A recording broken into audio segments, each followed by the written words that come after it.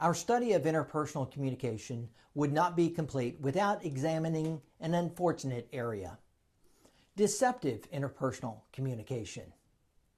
Deceptive communication happens way too frequently, and it's not always the case that someone else is being deceptive. Often, we are the ones engaging in less than truthful communication with others. So far, I've avoided the L word, lying. As soon as we mention lying, it becomes easy for us to start categorizing lies into white lies and out-and-out lies. We begin the game of justifying our deceptive communication. Instead of this approach, let's spend a few minutes examining deceptive interpersonal communication honestly.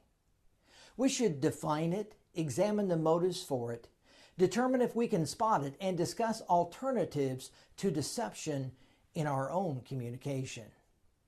Defining deceptive interpersonal communication is important.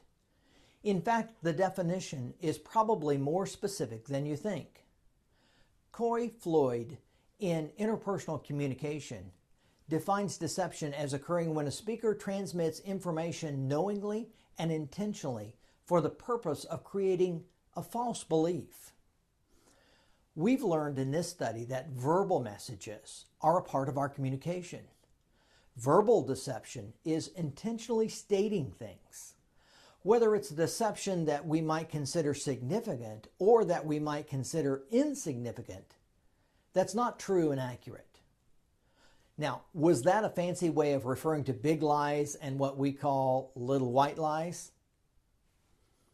But in our study of interpersonal communication, we have also learned that researchers have demonstrated that much of our communication takes place non-verbally. There are times when we portray ourselves to be something we're not.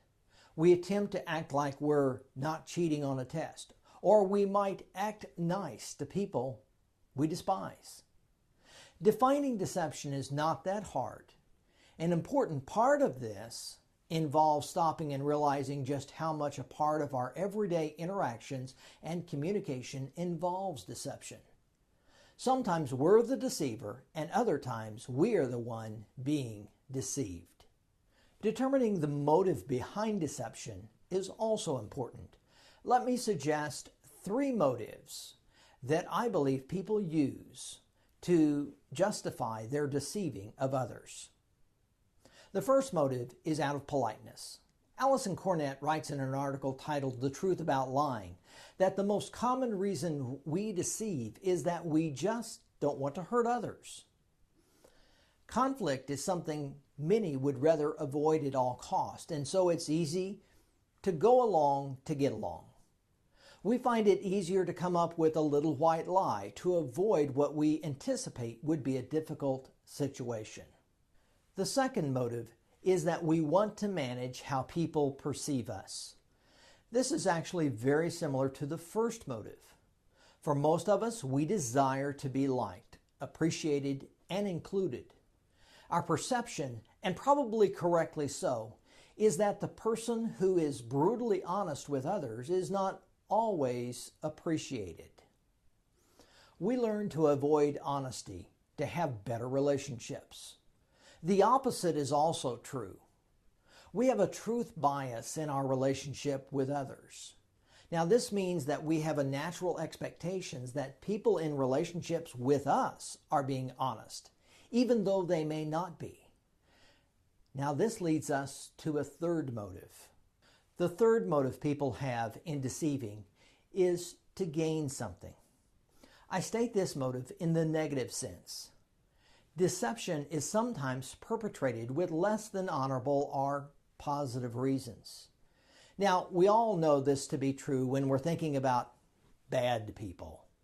But do we think of people in our own lives deceiving us for negative reasons? Interpersonal relationships, even committed relationships, should not be taken for granted. Yes, I think the best of people, but just never be blinded to deception. We should always be clear-minded and critical thinkers. The fact is that we can only spot deception about half of the time, according to researchers. Some of the ways that we think we can spot lies are not always accurate.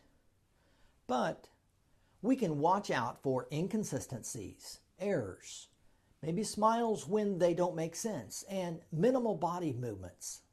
The last thing I want to discuss about deception is alternatives to deception. I want you to really think about the small deceptions that are such a part of our interpersonal communication with the people in our lives. The question I have is whether we're just taking the easy way out when we tell these little lies to just get along or avoid hurting someone. Maybe we're doing this instead of working on developing the relationship and thinking about how to communicate what we want to say in more positive and productive ways. I don't think you want to be lied to when you ask someone, does this shirt look good on me? Or do you think this is the best thing for me to do? I think for most of us, what we're looking for is a real answer that is thoughtfully shared. My challenge is to not take the easy way out. Work on being a great friend all of the time. And then when you're asked that question of how do I look, you can speak truthfully, but speak that truth in a caring and respectful manner. Speak the truth to others as you would want that truth spoken to you. Will this work? I don't know. But I know that deception is seldom a positive thing in interpersonal relationships. See you in the next video. How? Well, go to YouTube and search for Gary Iman and subscribe to my channel and keep on watching.